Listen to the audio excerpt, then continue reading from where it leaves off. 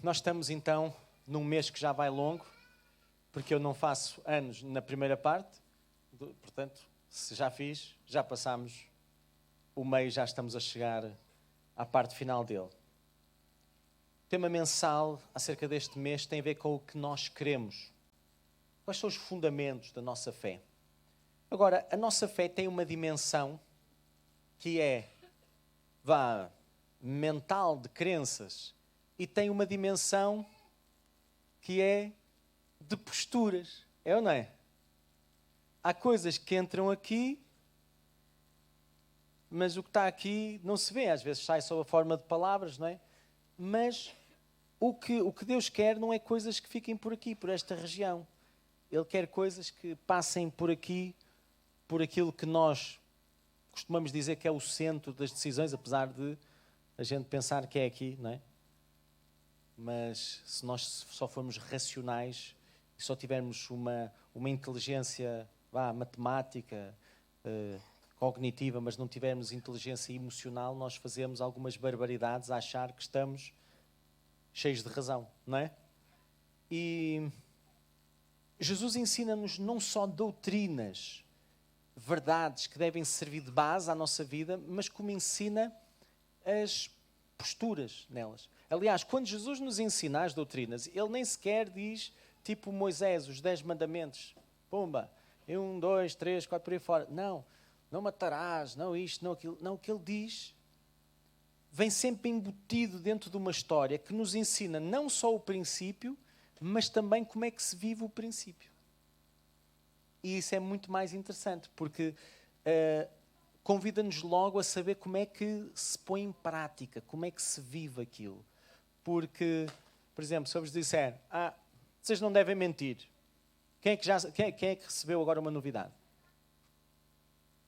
Ok?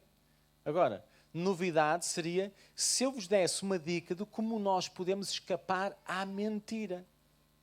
Porque o pecado jaz à porta, é ou não é?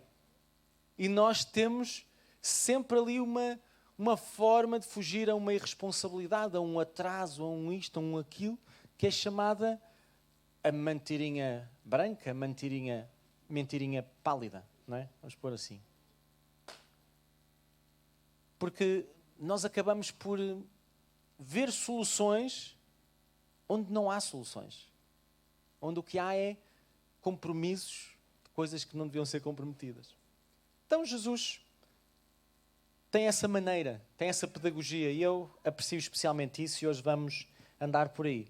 Mas eu cresci com a minha fé muito mental.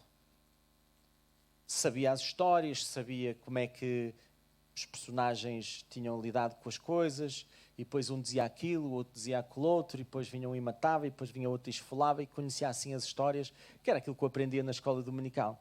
Mas um dia eu tive uma experiência com Deus. Mas no mesmo dia em que eu tive a experiência com Deus, tive ao lado um amigo a sujar a minha experiência com Deus. Eu converti-me num retiro, no Caravela, lá em Vila Nova de Mil Fontes, que é uma terra muito especial para mim. Porquê? Porque foi lá que eu tive o primeiro impacto de Deus a sério na minha vida, apesar de eu ter tido muitos impactos, não é? Mas tenho um carinho muito especial por aquela terra. Também foi a primeira terra onde eu quase morri afogado, lá na Praia das Furnas. Também tenho um carinho especial pelo meu cunhado, por ele me ter posto assim a mão debaixo do pescoço, porque ele tem 1,91 m e eu na altura devia ter 1,60 m, 1,50 m e tal, e ele pôs-me assim só um dedinho debaixo do queixo, estava com os pés no chão ele, e eu fazia assim. Eu ainda conseguia tocar no chão, mas não conseguia manter-me à tona. Então tenho um carinho muito especial pelo meu cunhado também por causa daquela terra. Foi onde eu o conheci e onde ele não me deixou. Não é este. Ele não tem 1,91 m, fica lá de pé. Eu casou com a minha irmã. É assim um calmeirão daqueles. Para verem, tem um filho com 1,99 m. Estão a ver o estilo, não é? Então, no fundo, eu acabo de me converter pela pregação de um homem chamado António Martins, que era um homem assim apaixonado pela palavra, que era um pregador desde pai os seus 12 anos. Era naquela altura em que escasseavam as pessoas que comunicavam a Bíblia. E estavam a nascer as igrejas cá no nosso país. Ele faleceu já há bastantes anos, foi algum tempo depois, pá, uns 5 ou 6 anos depois de eu me converter, e já tinha pá, uns 80 zis. Então estamos a falar de 1800 e carqueja. Não, estamos a falar de 1900 e pouco, não é? 1930, 40, não sei fazer essas contas assim de repente. Mas não havia assim tantos pregadores. Então, ele, como tinha uma paixão pela palavra, aí por volta dos 12 anos já o punham a pregar e ele, aos 16, já estava a tomar conta de uma comunidade. Também na altura os homens faziam-se mais cedo, não é? Aí por volta dos 8 ou 9 já iam começar a trabalhar, aí aos 12 já sabiam gerir o dinheiro de bolso, aos 16 já eram mestres na vida. Hoje em dia aos 16 a gente nem sabe gerir o dinheiro do bolso, nem trabalhamos. Mas pronto, vamos passar à frente essa fase, porque dizem que a civilização está a evoluir, mas eu nem sempre consigo acreditar. Às vezes penso que está a evoluir, está a regredir, não é? Então, lembro-me de eu tomar a minha decisão por Cristo e também tomar a decisão por Cristo uma miúda muito gira. E então, lá um galifão que estava no retiro desafiou-me a mim e a ela para nós irmos a um bar de praia, lá na... Mas para irmos para o bar de praia, tínhamos que fugir ao retiro, ao acampamento. E claro, eu sempre fui um bocado perito em fugas, não foi difícil. Não foi difícil, mas não foi bom. Foi a primeira vez que eu senti o cheiro de uma ganza lá naquele bar de praia. Mas o que é isto? Era o irmão dele a preparar uma lá dentro. Eu. Quer dizer, a gente sai do retiro, de um acampamento, com pessoas que vieram ao acampamento para buscar a Deus.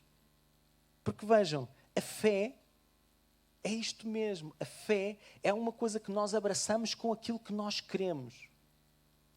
E nós podemos abraçar a fé comprometendo-a, logo à partida. Eu vou para um retiro, mas vou atrás das miúdas giras. E levo umas ganzitas no bolso para o caso de estressar um bocadinho. Como é que nós vamos ter um encontro com Deus? Vocês entendem? E a minha experiência levou-me a querer me comprometer com Cristo, mas ficou numa dimensão assim de... Era muito mental e ao mesmo tempo chegava a ser às vezes um pouco confusa, porque não tinha aquelas dimensões práticas que tornam a nossa fé transformadora, porque era saber coisas, era dizer coisas, mas num contexto da comunidade, não era intervir fora da comunidade, não era construir os planos de Deus fora da comunidade, porque as mesmas pessoas que pareciam que estavam a construir dentro, às vezes do lado de fora faziam outras coisas e deixavam uma criança como eu um pouco confusa. Mas aprendi bem e comecei a ter uma vida dupla. A ter uma vida dentro da igreja e a ter uma vida fora. Aprendi bem com os meus modelos, mas aprendi mal. Porque aquilo que Jesus quer é que nós sejamos a mesma pessoa aqui dentro e a mesma pessoa lá fora. Esta é a única maneira de nós vivemos a nossa fé. Porque é que nós somos tão bons aprendizes naquilo que não interessa e às vezes tão cabeças duras naquilo que interessava? Mas Jesus não tinha uma fé mental. Ele tinha uma fé que ele compreendia com a sua mente, mas que depois extravasava nas suas palavras, nas suas atitudes, nas suas posturas. E é sobre isso que eu quero falar. Não quero falar tanto acerca das doutrinas em si, ainda que vou falar, mas quero falar acerca da nossa postura ao vivê-las. E então, o que é que Jesus espera ver em resposta à sua vida, às suas palavras e às suas obras? Jesus, quando construiu o seu reino, ele definiu os estatutos, as bases daquilo que ele estava a construir, revelando a visão que ele tinha para reconstruir as pessoas, as comunidades, as sociedades, e comunicou-nos isso num dos mais belos textos que já foram escritos, que é o Sermão do Monte, e eu convidava-vos a abrir na versão de Mateus, no capítulo 5. No capítulo 5, entre o capítulo 5 e o 7, Jesus o que é que vai fazer? Ele vai traduzir para nós não uma síntese de doutrinas bem organizadas e sistematizadas, mas uma síntese de posturas na vida que organizam a nossa mente e coração. E ao mesmo tempo revela-nos a forma de nós vivermos essas doutrinas que já haviam sido ensinadas há gerações e gerações. Desde Adão, algumas delas, desde Abraão, outras, desde Moisés, outras ainda, agora já com mais estrutura e clareza, até chegar a João Batista, a voz do que clama no deserto, que veio pregar o arrependimento e a conversão e veio preparar um povo bem disposto para receber o Senhor. Vocês sabem o que é um povo bem disposto? Não é um povo que se está a rir. É um povo com a disposição certa, com a postura certa para receber aquilo que ele estava a entregar. Então vamos lá ler Mateus 5, 1 a 12, ok? Então diz assim: Jesus, vendo a multidão, subiu a um monte e, assentando-se, aproximaram-se dele os seus discípulos e, abrindo a boca, os ensinava, dizendo: Bem-aventurados os pobres de espírito, porque deles é o reino dos céus. Ora, pobres de espírito, para aqueles que já ouviram as explicações há tanto tempo, pode ser um massacre. Mas para aqueles que estão a começar de novo, que pobreza de espírito é esta? Há pessoas que não têm presença de espírito, ou seja, são desapropriadas. Não é felizes, são os desapropriados, os que não sabem estar nas situações. Mas não são aqueles, felizes são aqueles que não são soberbos na sua postura, não se acham o supra-sumo da batata frita. Acham que são pessoas que carecem de Deus, precisam de Deus. Reconhecem que são incompletos, reconhecem que têm falhas, que precisam. Porque desses é o reino dos céus. Bem-aventurados os que choram, porque eles são consolados. Não é os piegas, os que choram por tudo e por nada. Mas felizes são aqueles que não travam as suas emoções. Felizes são aqueles que não criam muros para esconder aquilo que sentem. Que não blindam a sua face com máscaras. Felizes são aqueles que conseguem ser aquilo que são. Porque esses serão consolados. Bem-aventurados os mansos, os dóceis. Não é aqueles que, por qualquer coisa, fazem um pé de vento e vai tudo abordoado à frente deles. Porque esses não herdam a terra. Mas aqueles que se sabem posicionar bem, que sabem adequar aos hábitos e às posturas da terra. Como uma vez que eu preguei sobre isto, eu lembro-me, quando eu vivi durante vários anos em Fanhões, e Fanhões é uma vila que tem muita história. Já existe há muitos anos. E é uma vila um bocadinho fechada. Há pessoas que moram lá há 30 anos e que não chegam a ser da vila. Porquê? Porque são sempre vistos como estrangeiros, porque não nasceram lá, e os pais não nasceram lá, e os avós não são de lá, até onde a memória alcança. Estão a ver? Eu estava lá a viver há uns anos, e de repente acordo de manhã com este pensamento. Eu nas prisões, quer dizer, toda a gente me conhece, toda a gente sabe, por causa da minha vida de crime, estão a ver? Toda a gente sabe quem eu sou, toda a gente sabe que eu sou do Desafio Jovem, toda a gente sabe a minha mensagem. Agora, e se um fulano viesse das prisões, uma liberdade condicional, um final de pena, uma visita, uma saída daquelas de curta duração, e se lembrasse, olha, vou a Fanhões à procura do Álvaro. Ele bem podia procurar, porque em Fanhões ninguém sabia quem eu era. Eu era um agente secreto. Porquê? Porque Fanhões para mim era dormitório. Era o sítio onde eu dormia e depois tinha a minha vida cristã dentro da comunidade terapêutica do Desafio Jovem, dentro do Instituto Bíblico Monte Esperança, onde casei, onde vivi, lá com a Operação Josué, também com a minha mulher, calma. Mas eu não ia dizer, lá com a minha mulher, não ia dizer isso. Onde fiz tantas coisas, mas saindo desses dois pedacinhos do céu, ninguém sabia quem o Álvaro era. Porquê? Porque eu jogava a bola com o pessoal do Desafio Jovem, o que era um erro terrível. Quando eu corrigi isso, a minha vida mudou. Muito agressivos, o pessoal do Desafio Jovem a jogar a bola.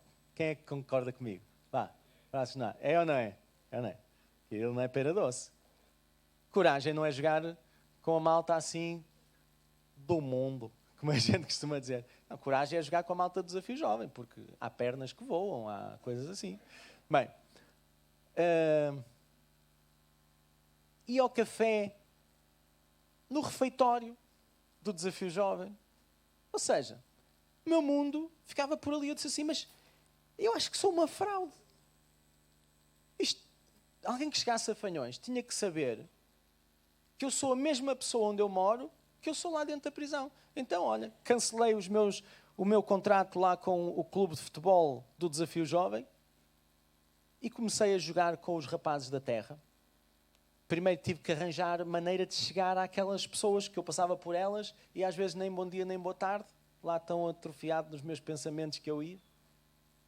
Criei laços e comecei a pertencer à terra. E depois vejam, lembro-me de um dia, já eu estava bem metido no tecido lá da vila e chega um amigo meu e diz-me assim, epá, Álvaro, eu tenho que te pedir uma coisa muito esquisita. Então, o que é?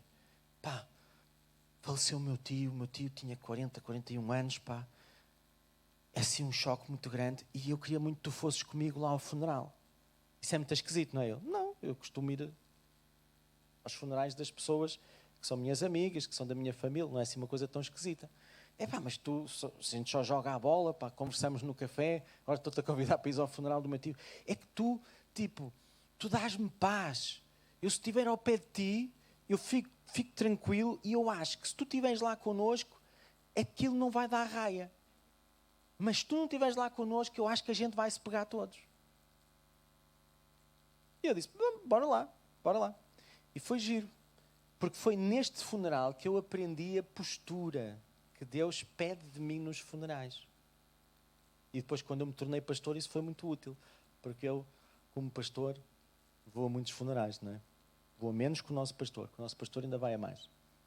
Ele conhece pessoas de outra geração que eu não conheço, que serviram a Deus e coisas, e pelas responsabilidades que tem, ele acaba por ir a outras pessoas que vão partindo, que o Senhor vai chamando-me, que eu acabo por nem saber quem são, não me lembro bem quem são essas pessoas, porque não fizeram parte da minha vida.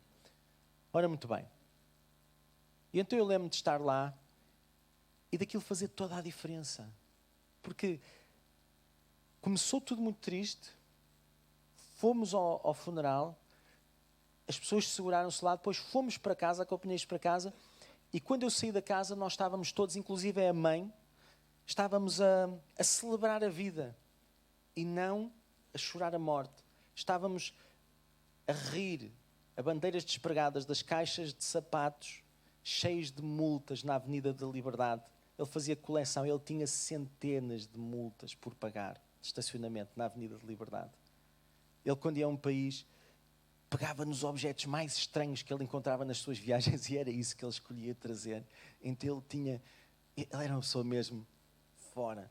Então nós celebramos os momentos divertidos que vivemos com eles, que eles viveram. Eu não cheguei a conhecer vivo, não é? Mas fiquei a conhecê-lo um bocadinho naquele momento. E foi giro, porque a partir daquele momento começaram-me a convidar para ir aos funerais na terra. Era uma espécie de talismã para a coisa correr bem, pensavam eles. Mas não, era só a paz e a presença de Deus que transportava para as situações. Então é giro, porque o que é herdar a terra? Herdar a terra foi o que me começou a acontecer. Baterem-me à porta, olha, tinha ali umas couves. E pensei, são couves a mais para mim? E davam-me couves da terra. Ora, era dali que os reis iam buscar as couves. Daquela região saloia, não era? E achava aquilo, quando eles faziam, por exemplo, uma matança do porco, ou faziam uma coisa assim, chamavam-me. Eu nunca tinha pertencido a nenhuma, estado em nenhuma. Não tinha assim relacionamentos com pessoas que fizessem essas coisas. E eu que estava deslocado e sem família, estava só com a família que estava a criar com a Carla, bem, isso fez uma uma diferença enorme eu ter alguém que eu podia ir para a casa dele e estar lá uma festa de anos, uma coisa assim, que não fosse a minha com a minha mulher e comigo. Isto é herdar a terra. Que a terra já lá estava, eu cheguei, ela não era minha. Mas a terra deu-se-me. E há pessoas que conseguem descobrir isto, é ou não é? Há pessoas que saltam muito e que acabam por não criar raízes, nunca chegam a descobrir. Mas eu aprendi que nós não devemos ser pessoas de vaso. Devemos ser pessoas que criam raízes. Mesmo que doa quando temos que sair e ir para um outro lugar, mais vale passar por essa dor do que pela dor de não pertencer, de estarmos sempre à defesa. E doeu-me quando saí de Fanhões. Tirando a parte de não ter que passar todos os dias na calçada de Carris, essa foi um alívio, o resto custou. Bem-aventurados os que têm fome e sede de justiça. Fome e sede não é de fazer justiça pelas suas próprias mãos.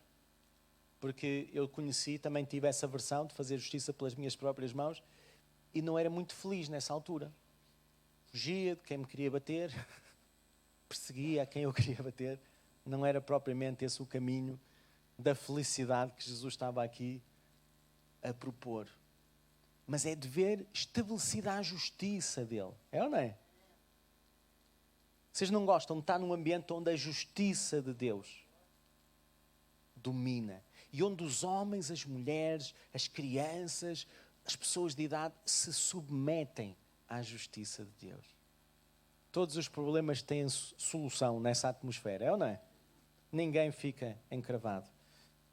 Porque serão fartos. Bem-aventurados os misericordiosos, porque eles alcançarão misericórdia.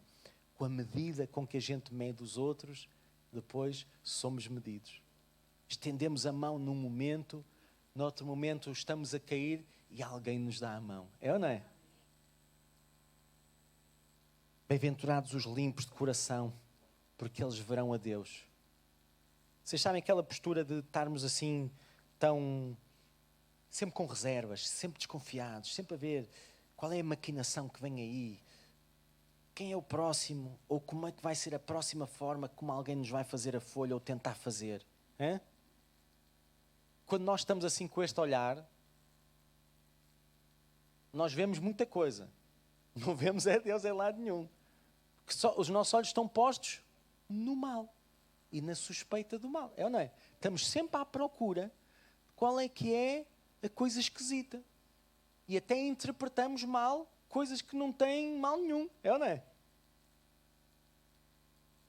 E então, bem-aventurados os pacificadores, porque eles serão chamados filhos de Deus.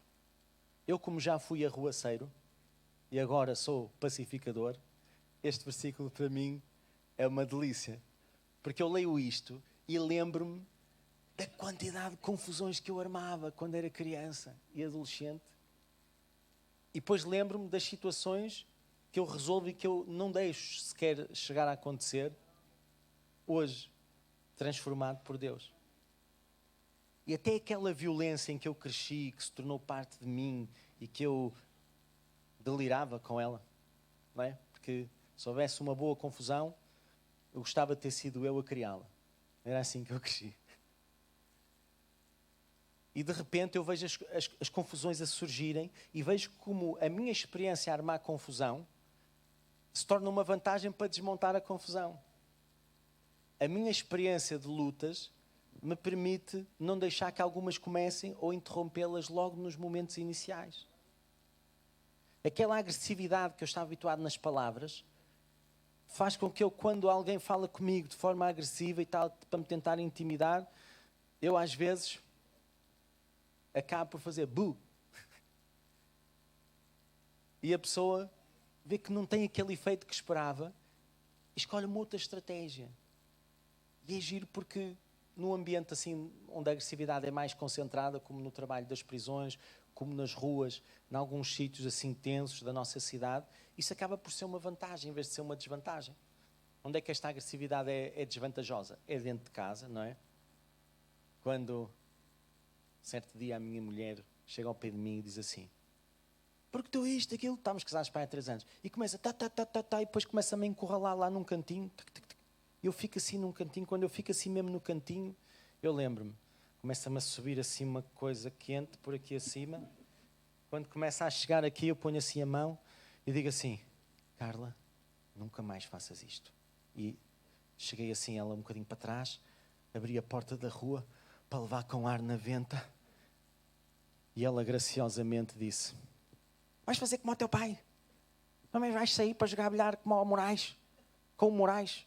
O meu pai saía assim às 2 horas, ia jogar bilhar com um amigo, depois chegava a casa e via. Se a minha mãe tivesse fechado o assunto, ele ficava. Se não fechasse o assunto, saía outra vez e jogava mais 2 horas. Depois voltava. E a seguir, chegava, ela voltava à carga, saía mais 2 horas e voltava. Simples. Minha mãe já sabia. É melhor não puxar o assunto outra vez. Podia aprender à primeira, à segunda, à terceira, à quarta. Ele vencia sempre esta discussão, sem palavras. E então, eu nem respondi, fui dar uma volta lá ao Coreto, em Fanhões, que eu morava lá assim, numa espécie de uma garagem, que já tinha sido um lagar, mas já não tinha vinho, atenção. E dei lá assim a volta ao quarteirão, só para baixar a temperatura, e quando cheguei a casa, ela perguntou assim, espantada: já voltaste? Porque eu demorei para aí 5 minutos a dar a volta. Isto foi só para acalmar, foi só para respirar fundo. E ali o problema nem chegou a existir. E o que é giro é uma pessoa com aquela agressividade toda que eu tinha dentro de mim, conseguir não a extravasar num ambiente que é o ambiente onde é mais fácil extravasar a nossa agressividade, que é o ambiente da intimidade, onde só os nossos é que vêm, onde nós temos a coragem de revelar o pior que nós somos, em vez de termos a coragem de revelar o melhor. Porque às vezes nós somos tão simpáticos para os de fora e tão intolerantes para os de dentro. Também estamos mais massacrados pelos de dentro, não é? Há mais interações. Essa é que é a realidade. Mas só estamos massacrados porque não fazemos o que Jesus ensina, que é, vamos acumulando massacres, em vez de irmos perdoando e descartando, é ou não é? Se a gente não arruma, vai acumulando e depois torna-se pesado. Mas isso vem mais à frente, não é agora. Bem-aventurados, então, os pacificadores, porque eles serão chamados filhos de Deus. E nós, quando somos pacificadores, nós transportamos mesmo o DNA de Deus. E nós transportamos a presença de Deus para os ambientes onde a paz faz falta. E depois ele termina esta secção do discurso dizendo: bem-aventurados os que sofrem perseguição por causa da justiça, porque deles é o reino dos céus. Bem-aventurados sois quando vos injuriarem e perseguirem e mentindo, disserem todo o mal contra vós por minha causa. Tem é que ser mentindo, ok? Porque se estiverem a dizer a verdade, vocês não são bem-aventurados. Exultai e alegrai-vos, porque é grande o vosso galardão nos céus, porque assim perseguiram os profetas que foram antes de vós. Eu sempre li este texto pensando assim: então, se me fustigarem, é bom. Porque assim, aqui sou pequenino e estou a levar na corneta, mas lá em cima vou ser grande. Eu pensei que era assim. Mas o que eu descobri é que os profetas, eles não levavam só na corneta. Eles também davam. Eles também traziam as mensagens de Deus, traziam as realidades de Deus, não é? Ou seja, por um lado levavam, mas por outro lado também deixavam cá qualquer coisa. É ou não é? E então eu percebi que isto não é para nos remeter a uma postura de saco de batata para levar, mas é para nos remeter a uma postura de alguém que está à espera. Está à espera do momento certo para dizer e para fazer o que tem que ser feito. E não quer levar a sua avante. Ora, muito bem. Então, Jesus define neste discurso quem de facto será feliz na sua passagem pela vida. E desenvolve-o revelando-nos qual é a nossa identidade e natureza. Ele diz que nós somos a luz do mundo e que somos o sal da terra. Vós sois o sal da terra. Se o sal for insípido, com que se há de salgar? Para nada mais presta, senão para se lançar fora e ser pisado pelos homens. Portanto, nós não podemos ser sal de qualquer maneira. O próprio Jesus, e ninguém nos ama como Jesus nos ama, diz que quando nós não nos sabemos posicionar bem, a única coisa que nos vai acordar é uns pezinhos em cima. Estão a ver? Quem é que já descobriu que às vezes tem posturas erradas e só quando a vida corre mal é que acorda? Quem é que já descobriu? Além de mim. Hã? Estão a ver? Então isto significa o quê? Que às vezes a gente pede por favor para a vida nos correr mal. É ou não é? Faz sentido o que eu estou a dizer? Estamos mesmo a pedir por favor. Era só acordarmos. Era só mudar um bocadinho a postura. Mas primeiro tem que nos correr mal a vida, que é para a gente querer. Olha, eu já joguei nesse clube, agora estou a tentar mudar e acho que já consegui uma nova contratação, mas não quero falar muito alto, porque de vez em quando ainda vou visitar o clube antigo. Ora, vós sois a luz do mundo. Não se pode esconder uma cidade edificada sobre um monte. O que é que isto quer dizer? Vocês sabem que Lisboa é a cidade das 7 colinas, não sabem? Não é a única, há mais. Qual é a outra? Roma, é ou não é? Como é que se esconde Lisboa? Estão a ver? Como é que se esconde? Só se houver nevoeiro, diz ali. Pode ir o pobre sem esmola. Mas há sempre uma graça ali, com o Humberto Carvalheiro, é ou não é? Então veja, como é que se esconde uma cidade? É muito difícil esconder uma cidade, mesmo à noite. Então agora com a iluminação noturna, mais difícil é ou não é? Até do espaço dá para ver onde está Lisboa. Quem é que já viu? Assim por satélite a imagem de Lisboa à noite. Ou de avião. É? Dá ou não dá para perceber claramente onde é que está Lisboa? A gente se olhar assim para o mapa da Europa, nós vemos claramente onde está Lisboa, onde está Madrid, onde está Barcelona, onde está Paris, onde está Londres. Londres então é assim uma coisa bué espalhada mesmo. É assim uma área incrível. Porquê? Porque não se pode esconder uma cidade. E aquilo que Deus faz em nós, Ele compara a uma cidade construída num monte. Agora, alguns de nós somos uns artistas. É que não dá para esconder uma cidade, mas alguns de nós conseguem ser agentes secretos e esconder aquilo que Deus fez. E contam-se algumas histórias de gente que conseguiu passar pela tropa inteira sem ninguém descobrir que era crente.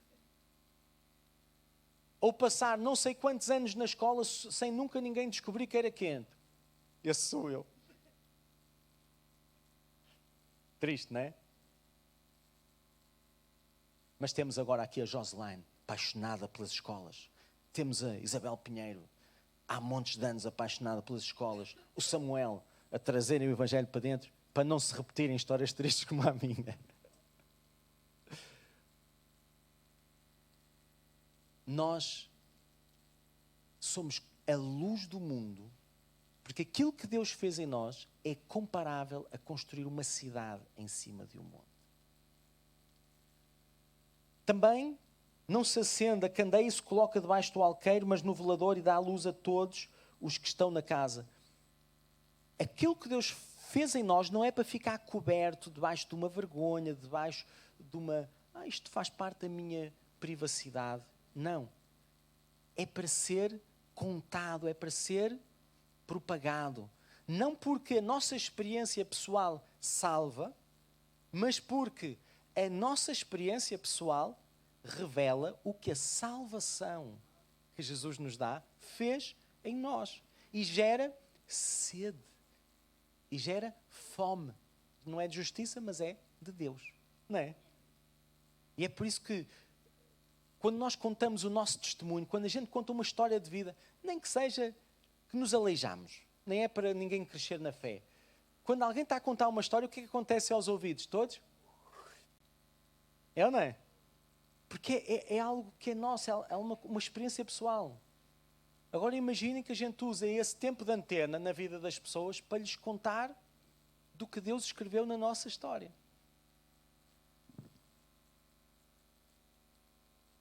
Então, assim resplandeça a vossa luz diante dos homens, como uma cidade sobre um monte, como uma candeia que se põe num velador. Ia dizer uma candeia num elevador. Para que vejam as vossas boas obras e glorifiquem o vosso Pai que está nos céus. Portanto, as obras de Deus não são para nós sermos gabarolas, certo? As obras de Deus são para que o nosso Pai que está nos céus seja glorificado. Também Jesus define neste discurso quem é grande e quem é que é pequeno no seu reino, deixando explícito que ele não veio trazer algo que despreza e destrói o que chegou antes dele. Porque antes de Jesus nascer como homem, já tinha vindo uma série de gente. E gente de muita reputação para o povo a quem ele se dirigia. Querem citar alguns nomes? Moisés, mais? Abraão, mais? É esses todos que vocês estão a dizer, os que estão a acertar, os outros não. Ele não veio trazer algo que despreze e que destrói o que chegou antes dele, mas sim algo que honra e estabelece firmemente o que ainda não tinha sido conseguido. Não é? E ele ilustra isto não com 6 novos regulamentos, que é o que vem a seguir, mas com 6 novas posturas de seguir os 6 antigos regulamentos que tinham sido desvirtuados ao longo de gerações e gerações. E aqui nós podíamos ler isto em Mateus 5, 17 a 20, mas vamos só ler depois os regulamentos em si rapidamente. Explica que matamos não apenas quando tiramos a vida física, mas matamos também quando, sem razão, nos iramos contra uma pessoa até perdemos o controle. Quando diminuímos uma pessoa humilhando-a. Quando destruímos a sua imagem diante de si mesmo e dos outros. Ora vejam, ouviste o que foi dito aos antigos, não matarás, mas qualquer que matar será réu de juízo. Isto é o que tinha sido dito aos antigos. Eu, porém, vos digo que qualquer que sem motivo se encolorizar contra seu irmão será réu de juízo. E qualquer que chamar a seu irmão raca será, que é tipo parvo, estúpido, uma coisa assim. Será réu do sinédrio. E qualquer que lhe chamar louco será réu do fogo do inferno. Eu vou-vos agora fazer uma perguntinha. Há aqui alguém que tenha sido assassinado desta forma? Alguém se ter irado contra vocês até ter perdido o controle? Ter-vos diminuído através de humilhações ou destruindo a vossa imagem diante de vocês mesmos e de outros? Alguém foi assassinado assim?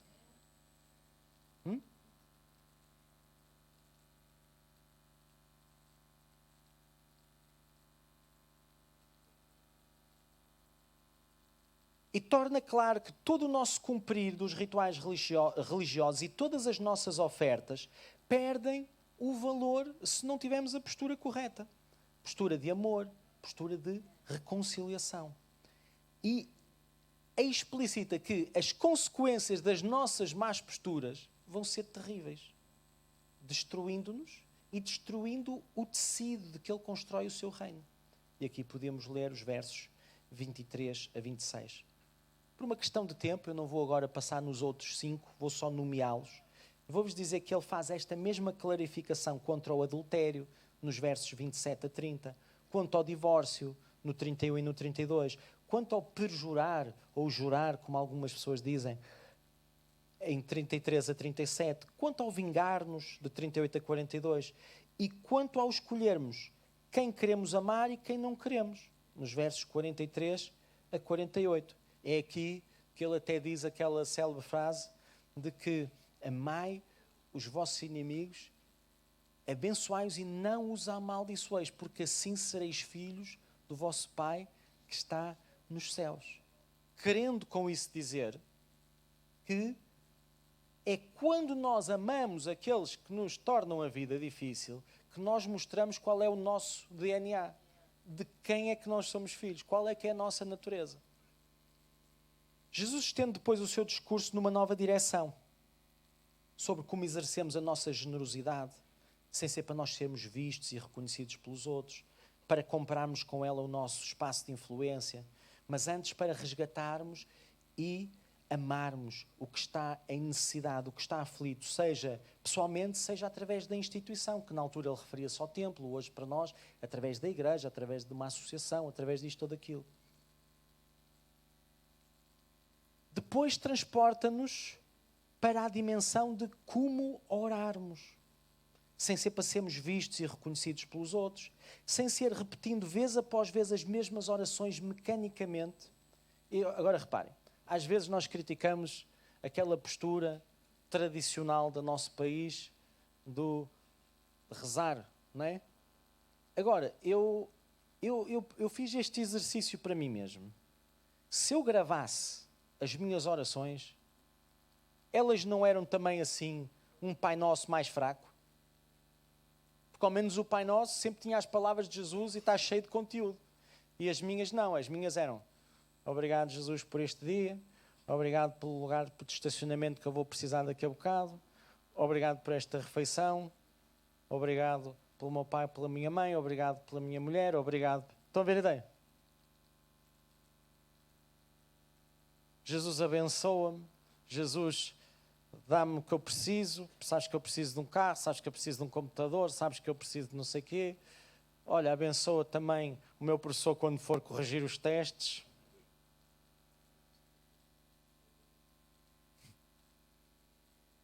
Dá-lhe graça, Senhor. Graça não é para comigo. São orações fraquinhas e que não saem daquela lenga-lenga. Claro que às vezes nós temos problemas que perduram no tempo, atenção. Não há mal nenhum em a gente continuar a pedir a Deus: Deus, resgata-me, porque esta situação já há mais de 1 ano, já há mais de 10 anos, já há mais de 25 anos, que não passa. Não, a gente tem que orar. Bem, mas ao menos seguir o itinerário que Jesus nos propõe com o Pai Nosso, não é?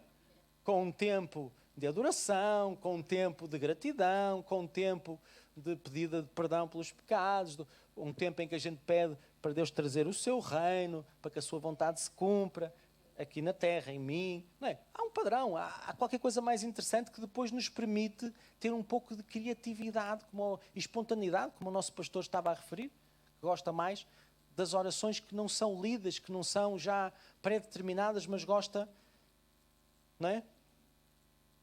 Mas, por exemplo, há momentos como hoje em que eu preciso me segurar um bocadinho no que escrevi. Há outros em que eu estou assim mais à vontade e consigo falar de uma forma mais espontânea. Mas há momentos em que eu preciso de alguns apontamentos para não me perder e não andar aqui à procura. E nós termos de memória o Pai Nosso não nos faz mal nenhum, não é? Mas até o Pai Nosso nós conseguimos transformar rapidamente numa oração vã e mecânica. E sentir até prazer em conseguir orar o Pai Nosso de cor, sem dizer nada daquilo que Jesus queria ouvir, porque não temos a nossa postura. Mas Ele, além de nos transportar para a dimensão de como orarmos, Ele ensina-nos como jejuarmos, Ele ensina-nos como possuir e como é que é razoável nós termos as coisas e valorizarmos as coisas em vez de adorarmos as coisas que temos, não é?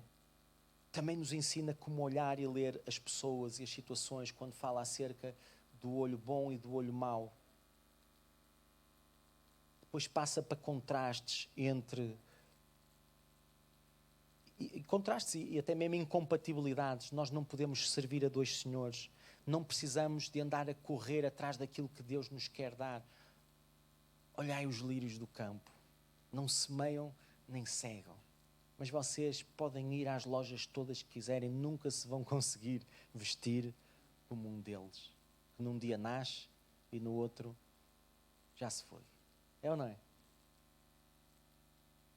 No fundo, ensina-nos a não destilarmos ansiedade por causa daquilo que são as nossas necessidades.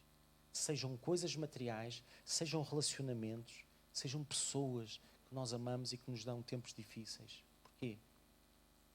Porque nós não queremos mais do que Deus. O que Deus espera é que a gente se posicione bem. Porque às vezes nós aqui sabemos tudo. Estão a ver? Mas quem ouve e põe em prática as palavras que escutamos aqui de Deus, ele compara a um homem que constrói a sua casa sobre a rocha. Ou seja, e vêm circunstâncias difíceis, vem o vento, vem a chuva, os rios dão sobre a casa e ela permanece. Mas quem escuta estas coisas e deixa-as apenas num nível mental e de informação e de, é muito giro. É comparado a alguém que faz mais rapidamente, mas constrói sem alicerces. Ora, os alicerces são a estrutura e é o que sustenta tudo na nossa vida. Por isso é que Deus diz que bem-aventurado é o homem que põe a sua esperança no Senhor e que confia no Senhor, que lança as suas raízes, não é? Para o ribeiro, como diz noutro lugar, que em vez de querer crescer para cima e parecer e tal, e pronto, não, ele gasta tempo a trabalhar naquilo que não se vê, mas é aquilo que o firma. E olha, falo com muito conhecimento de causa. E de casa, eu também conheço melhor a minha casa agora. Isto não está nada bom. Porque eu passei o último ano e pouco da minha vida, depois de uma avaliação que eu fiz, em que cheguei à conclusão que eu não estava a crescer bem e não estava a ser saudável. Não estava a ser saudável para mim, não estava a ser saudável para a minha família, não estava a ser saudável para esta comunidade. E então, eu encolhi-me e hoje sou menos ativo, faço menos coisas, até nem faço todas as coisas que eu devia fazer como pastor. Há algumas que eu ainda não as recomecei. Mas reconstruí os alicerces. Reconstruí a minha postura diante de Deus. Porque às vezes menos é mais. Se vocês não me compreenderem, se vocês não gostarem do meu menor ativismo, eu só tenho que compreender vocês não gostarem. Mas, ao abrir mão do meu ativismo, eu reforcei as minhas raízes. E hoje, aquilo que eu decido, aquilo que eu falo, aquilo que eu faço, nem tudo está certo. Ainda continua a ser assim um bocado estróina, um bocado precipitado, às vezes nas palavras, às vezes nos atos, mas muito menos. E já não anda à toa, já sei exatamente o que quero, o que não quero, o que estou a construir. E lanço-vos o desafio. Reduzam um bocadinho a velocidade da vossa vida. E olhem para ver qual é o rastro que fica da vossa passagem. Porque às vezes nós olhamos para trás e não conseguimos ficar muito inspirados com as pegadas que vamos deixando. E se calhar vale a pena abrandar e vale a pena descobrir quais são as posturas. Porque as doutrinas facilmente ficam gravadas na nossa mente. E temos que as gravar. E temos que as conhecer. Mas não vamos ficar só pelo nível da informação. Vamos descobrir a forma de pôr em prática, para então experimentarmos as realidades para que Jesus aponta, na sua visão daquilo que Ele queria construir. E as realidades que Ele apresenta aqui são a nossa felicidade. Aquilo que a gente diz, eu não faço isto e aquilo, porque eu também tenho que me preocupar comigo, também quero ser feliz, também sou gente. Ora, hoje, mas nós somos mais gente quando nos afinamos com Deus do que quando nos desafinamos. Certo? Então fica este desafio para vocês. Quem é que está apaixonado por Jesus?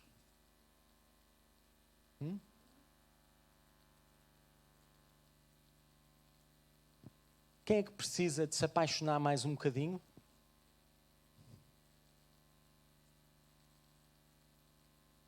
Se nós não nos apaixonarmos mais um pouco, Estamos disponíveis para ser seduzidos. Sabiam? É melhor nós enamorarmos-nos a sério por este Jesus, que nos ama sem limites e que nos convida ao arrependimento. Vamos orar. Senhor Jesus, estamos gratos, Pai. Estamos gratos porque, pela Tua palavra, Pai, nós entendemos como Tu vês o mundo, como Tu vês a nossa vida, como Tu vês a nossa realidade, Deus. E nós queremos Te dar liberdade, Deus, para nos mostrares o mundo com os Teus olhos, Pai. Nós já temos a nossa forma de olhar, mas a nossa forma de olhar leva-nos onde nos tem levado. E nem todos os sítios são bons. Por isso, Pai, nós convidamos-te a abrires os nossos olhos para vermos a Tua realidade. Eu sei, Pai, que nem tudo passa por Ti. Também passa por mim, por desacelerar a minha vida, por questionar algumas das minhas certezas. Não a ficar perdido nas minhas dúvidas, mas a dar espaço para que Tu abales alguns dos fundamentos daquilo que tem sido a minha vida. Mas eu confio em Ti, Deus, e dou-te espaço, Pai, para Tu abalares os meus fundamentos que estiverem tortos, que estiverem comprometidos, Deus. Para que se revele, Deus, a falta de estrutura que tem e Tu acrescentes a estrutura que Tu tens, Pai, com a Tua sabedoria, com a Tua lucidez.